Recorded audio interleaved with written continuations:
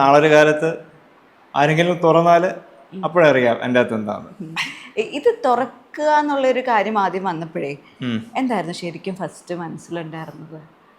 ഇത്രയും നാള് അത്ര നാള് പെട്ടെന്നൊരു ദിവസം വരെ 2011 ആ സമയത്ത് ഇത് പെട്ടെന്നൊരു ഒരു ഉത്തരവ് വരുന്നു. അതിപ്പോ എങ്ങനെയായിരുന്നു അതിന്? അല്ല, ഞാൻ ചോദിക്കും, നമ്മുടെ ക്ഷേത്രം, ഇപ്പൊ ആരുടെ ആയിക്കോട്ടെ ക്ഷേത്രം, ഒരു ക്ഷേത്രത്തിൽ രഹസ്യമായിട്ട് വെച്ചിരിക്കുന്ന ഒരു സാധനം ബാഹ്യശക്തികളുടെ ഒരു ഇതുകൊണ്ട് നമ്മൾ ഒരിക്കലും തുറക്കാൻ പാടില്ല. അല്ലെങ്കിൽ അവിടുത്തെ തന്ത്രിയും അവിടുത്തെ ക്ഷേത്രം നോക്കുന്നവരുടെ ഒരു തീരുമാനമാണെങ്കിൽ ശരി, തുറക്കാം. ദേവപ്രശ്നത്തിൽ ഇതിപ്പോ തുറക്കണം എന്ന്, പക്ഷേ തുറക്കണം എന്ന് ആരും പറഞ്ഞിട്ടില്ല. ഈ സുപ്രീം കോടതി പോലും പറഞ്ഞിട്ടില്ല തുറക്കണമെന്ന്. അന്നത്തെ എനിക്ക് 2011 കമ്മിറ്റി തുറക്കാൻ എല്ലാ ഹൈക്കോടതിയോ മറ്റോ തോന്നുന്നു പറഞ്ഞു, എല്ലാ ഇതും തുറന്ന് കണക്കെടുക്കണം എന്നൊക്കെ.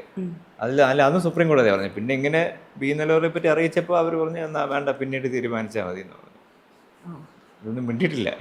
പക്ഷേ ഒരുപാട് പേര് പറഞ്ഞിട്ടുണ്ടോ തുറന്നിട്ടുണ്ടെന്നൊക്കെ. രാമൻ എൻ്റെ അറിവിൽ തുറന്നതായിട്ട് അറിയില്ല.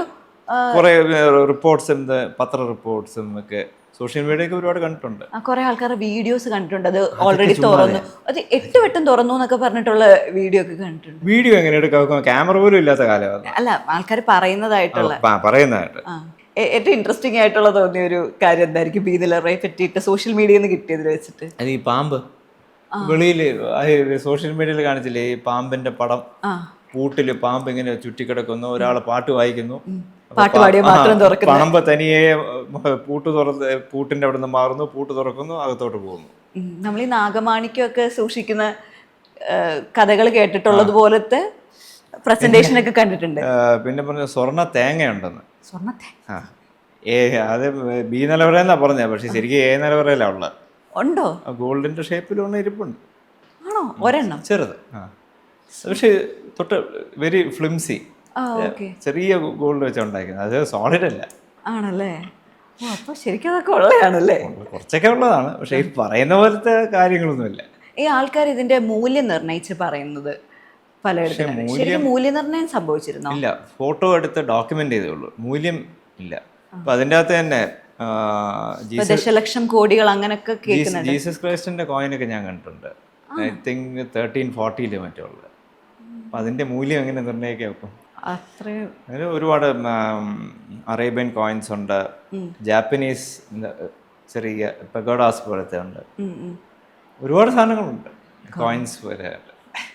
നാഗങ്ങളാണ് കാവലിരിക്കുന്നതെന്ന് പറയുന്നതിൽ അതിന്റെ എ നിലവറയുടെ ഭിത്തിയില് നമ്മളിങ്ങനെ ഈ ഭിത്തിയിൽ ഇത്രയും പൊക്കത്ത് ഒരു നാഗത്തിനെ കൊത്തി വെച്ചിട്ടുണ്ട്.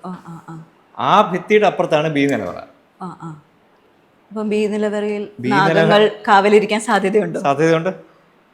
തള്ളിക്കളഞ്ഞൂടാ. ഈ കാണപ്പെട്ട ദൈവങ്ങളാണ് നാഗങ്ങൾ എന്നാണല്ലോ പറയുന്നത്. നാഗങ്ങൾ നിധിയുള്ളിടത്ത് നാഗം വരുന്നു പറയാം. നിധി കാക്കാൻ വേണ്ടി നാഗം ഉണ്ടായിരിക്കും. അല്ലെങ്കിൽ ഇത്രയും സ്വത്ത് മറ്റേ ആഭരണങ്ങളൊക്കെ എൻ്റെ അകത്ത് ഇരിക്കുകയല്ലേ. അപ്പൊ അതിനെ സിംബലൈസ് ചെയ്യുന്നത് പോലെ ആയിരിക്കും ആ കുത്തിവെച്ച്. പിന്നെയും പറയുന്നുണ്ട്, ഈ പണ്ടത്തെ കാലത്ത് ഈ നമ്മൾ ഈ മറ്റേ KCB കണ്ടില്ലേ, 2 എല്ലും തലയോട്ടും ഡേഞ്ചർ. പണ്ടത്തെ കാലത്ത് നാഗം വെക്കുന്ന ഡേഞ്ചറിന്റെ ഒരു സിംബോളിക് അന്ന് കേട്ടിട്ടുണ്ട്. അപ്പൊ അത് തുറക്കാൻ പാടില്ല, അപകടം ഉള്ളതും സൂചനയായിരിക്കും. എന്തൊക്കെയല്ലേ. ഈ അമ്പലത്തിന് 6 അറകളുണ്ട്. 6ാമത്തെ അറ ഭഗവാന്റെ ആണ്. അത് മനുഷ്യനാൽ തുറക്കാൻ പറ്റില്ല. അതാണോ ബി? അല്ല, അത് അങ്ങനെ ഒരു കഥ കേട്ടു. അതാണോ ബി? അതായിരുന്നു എന്റെ ചോദ്യം. അതാണോ ബി? അതോ അങ്ങനെ ഒരു അറ വേറെ ഉണ്ടോ? 6 അറകളിൽ 6ാമത് ഭഗവാന്റെ, അത് മനുഷ്യനാൽ തുറക്കപ്പെടില്ല എന്നാണ് കേട്ടത്. 6 അറാന്ന് ഉദ്ദേശിക്കുന്നത് ഇപ്പൊ ഈ കേസ് വന്നപ്പോ കേട്ടതല്ലേ? അത് ശരിക്കും ശ്രീകോവിലിന്റെ അവിടെ തന്നെ ഈ അറയല്ലേ, ഈ ഓരോന്ന് സൂക്ഷിക്കുന്ന മുറിയൊക്കെയാണ് ഇവര് അറയായിട്ട് ഇപ്പൊ പറഞ്ഞിരിക്കുന്നത്. ശരിക്കും ഈ തുറക്കാത്തത് ഈ ആകപ്പാടെ 2 ഉണ്ടായിരുന്നുള്ളൂ, സി വാൾട്ടും ബി വാൾട്ടും. ബാക്കി എല്ലാ അമ്പലം ദിവസവും ഓൾമോസ്റ്റ് തുറക്കുന്ന വാൾട്ടുകളാണ്. ഈ ഇത്രയും, അതായത് നമ്മുടെ ലോകത്തിലേക്ക് ഏറ്റവും സമ്പന്നമായ ക്ഷേത്രം എന്നുള്ളത് പറയുമ്പോൾ ആൾക്കാർക്കൊരു ധാരണയുണ്ട്, അത്രയും സമ്പന്നമാണ് അല്ലെങ്കിൽ അത്രയും സമ്പത്ത് ഈ രാജകുടുംബത്തിനും ഉണ്ട് എന്നുള്ളത്, അല്ലെങ്കിൽ അത് പെരുമാറാൻ ഇവർക്ക് പറ്റുന്നുണ്ട് എന്നുള്ളത്. അതിൽ എത്രത്തോളം സത്യം ഉണ്ടാവും? നമുക്ക് അമ്പലത്തിലെ സ്വത്തുമായിട്ട് ഒരു ബന്ധവുമില്ല. ഇല്ലല്ലേ? ഇല്ല. ഇതെല്ലാം അമ്പലത്തിൽ നമ്മൾ ഈ ഒരു സാധനം അമ്പലത്തിൽ കാണിക്ക ഇടുന്നു, ഇപ്പോൾ 100 രൂപ. തിരിച്ചത് എനിക്ക് അതിന് 50 രൂപ വേണമെന്ന് ചോദിക്കാം. ഇപ്പോൾ ഇതെല്ലാം അമ്പലത്തിൽ സബ്മിറ്റ് ചെയ്ത് തന്നെ. പിന്നെ പണ്ട് ഓരോ രാജാക്കന്മാരെ സ്ഥാനം ഏൽക്കുമ്പോൾ ഈ തുലാപുരുഷ ദാനം എന്നൊക്കെ ഒരു ചടങ്ങുണ്ട്. അപ്പോൾ അദ്ദേഹത്തിന് ഒരു മറ്റേ ത്രാസിലെടുത്തും ഇപ്പുറത്ത് സ്വർണം കൊണ്ടുവയ്ക്കും. എന്നിട്ട് അദ്ദേഹത്തിന്റെ വെയിറ്റ് അനുസരിച്ചുള്ള സ്വർണം ആവുമ്പോഴത്തേക്ക് ആ സ്വർണം അമ്പലത്തിൽ കൊടുക്കും. അങ്ങനെ അതേപോലെ ഞാൻ കേട്ടിട്ടുണ്ട് ഇങ്ങനെ രാജാവിന് വെയിറ്റ് കൂടുതലാണെങ്കിൽ സ്വർണം കൂടുതൽ കിട്ടും. എന്നെ പോലത്തെ ആളാണെങ്കിൽ കുറച്ചേ കിട്ടുള്ളൂ അല്ലേ? അയ്യോ, ഈ ഓരോ രാജാക്കന്മാര് വന്ന് തൊഴാൻ വരുമ്പോൾ ഇത്ര കിഴിപ്പണം വെച്ചിട്ടാണ് തൊഴുന്നത്. അതായത് നമ്മളിപ്പം 1 രൂപ നാണയം ഇട്ട് തൊഴുന്നത് പോലെ അവരന്ന് സ്വർണ്ണ കിഴികളിൽ പണം പണ്ടോ അതിനെപ്പറ്റി അറിയില്ല. അതൊക്കെയാണ് കുമിഞ്ഞു കൂടി ഇവിടുത്തെ നിധിയായി മാറിയത് എന്ന് പറയുന്നുണ്ട്. പറയാനൊക്കൂല. അവര് അങ്ങനെ കിഴിപ്പണമൊന്നുമില്ല. ഈ നിധിയും ഈ നിലവറയിലെ ഇതും രണ്ടും രണ്ടാണോ? അങ്ങനെ ഒരു താരതമ്യവും നിലവറയ്ക്കകത്ത് ഇരിക്കുന്നത് നിധിയാണെന്ന് പറയാൻ പറ്റില്ല. അത് അവിടുത്തെ സമ്പത്തും. നിധി എന്ന് പറഞ്ഞാൽ നിധി എന്ന് പറയുന്നത് ഭൂമിയുടെ അടിയിൽ നിന്ന് കുഴിച്ച് കിട്ടുന്നതാണ്. ട്രഷറും വെൽത്ത് എന്നും പറയുന്നതല്ലേ. ഭൂമിയുടെ അടിയിൽ നിന്ന് നമ്മൾ ഈ കുഴിക്കുമ്പോൾ ഇപ്പൊ ഒരു കുടം കിട്ടുന്നു, അത് തുറക്കുമ്പോൾ മുഴുവൻ സ്വർണം, അതാണ് നിധി. പക്ഷെ അതിന് വിധി വേണം കിട്ടാൻ. നിധി കിട്ടിയിട്ടുണ്ടോ എപ്പോഴെങ്കിലും? ഇല്ല. നോർമലി നമ്മളൊക്കെ ഇങ്ങനെ കുറച്ചിങ്ങനെ പഴക്കം ചെന്നൊരു തറവാട്ടിലേക്ക് പോയാൽ തന്നെ മനസ്സിൽ ആദ്യം വരുന്നത് ഇവിടെ എവിടെയെങ്കിലും ഒരു നിധി ഉണ്ടായിരിക്കുമെന്ന്. അപ്പോൾ ഇങ്ങനെ ഒരു കൊട്ടാരത്തിൽ ജനിച്ച് വളർന്ന സമയത്ത് ഈ ബി നിലവറ എ നിലവറ എന്നുള്ള കാര്യങ്ങൾ വരുന്നതിന് മുമ്പ് ഒരിക്കൽ പോലും തോന്നിയിട്ടില്ല ഇവിടെ എവിടെയെങ്കിലും ഒരു നിധി ഉണ്ടാവുമെന്ന്? ഇവിടെ ഞാൻ ഇത് കേസൊക്കെ വന്നപ്പോൾ ചോദിച്ചിട്ടുണ്ട്.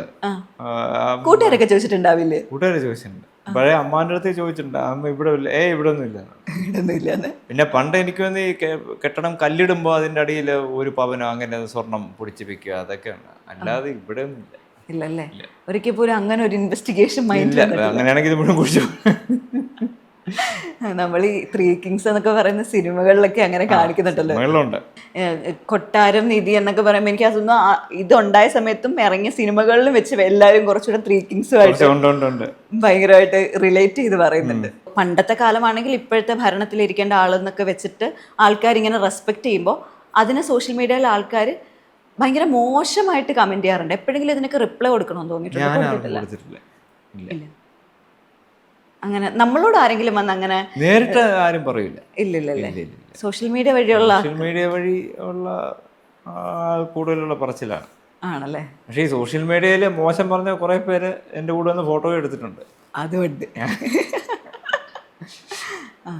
ഇല്ല, നമ്മൾ അവരുടെ പറ്റി ഒന്നും പറയാൻ പറ്റില്ല. പിന്നെ അവര് എനിക്ക് വന്ന് ഓരോരുത്തരുടെ മനസ്സിന് സന്തോഷം കിട്ടുന്നു. പിന്നെ ചില ഡെഫമേഷനൊക്കെ പണ്ട് കൊടുത്തിട്ടുണ്ട്. ആണോ? ഓ, ഡെഫമേഷൻ ഫയൽ ചെയ്തിട്ടുണ്ട്. ഉണ്ട്. അതൊരു ചാനലിനെതിരെ. ആണോ? വിധിയായിട്ടുണ്ടോ? ഇല്ല, അതിന് കോംപ്രമൈസ് ആക്കി ഇട്ട്. അത്രയും ഭീകരമായിരുന്നോ ആ സമയത്ത്? അമ്പലത്തിന്റെ കേസ് വന്ന സമയത്ത്. ആണല്ലേ? അപ്പൊ അവര് പറഞ്ഞത് നമ്മൾ കുറച്ച് മോശമായിട്ട് പറഞ്ഞു. അപ്പൊ തന്നെ നമ്മള് അവർ മാറ്റി. പിന്നെ അത് റീടെലികാസ്റ്റ് ചെയ്തു. ഓക്കെ.